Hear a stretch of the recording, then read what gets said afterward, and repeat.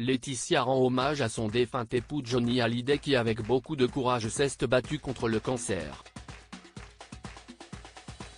Elle raconte ces derniers jours, sur M6, dans le documentaire Johnny par Laetitia, diffusé jeudi 8 décembre 2022.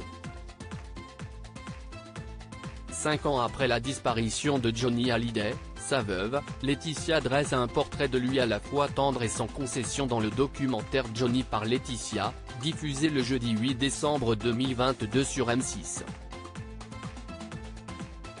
La jeune femme qui a partagé tant d'années de vie avec le rocker le connaissait par cœur. Elle savait ses qualités, mais aussi ses défauts.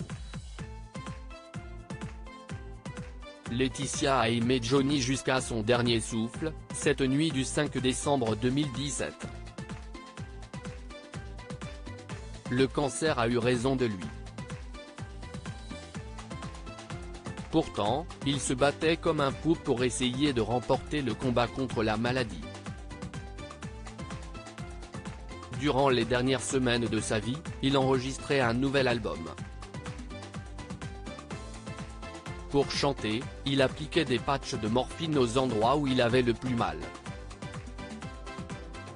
Pour sa famille et son entourage, le taulier a été courageux jusqu'au bout, ne montrant rien de ses souffrances. Ses filles adoptives, Jade et Joy l'ont aussi épaulé dans sa peine. Des petites filles pour lesquelles Johnny Hallyday était prêt à se battre. Malheureusement, le 18 novembre 2017, Johnny Hallyday a appris que son cancer s'était généralisé. Un fin digne après une hospitalisation de quelques jours, il est rentré dans sa maison de Marne-la-Coquette dans les Hauts-de-Seine. Sa dernière demeure. Lorsqu'il a franchi le pas de la porte, il a impressionné tout le monde.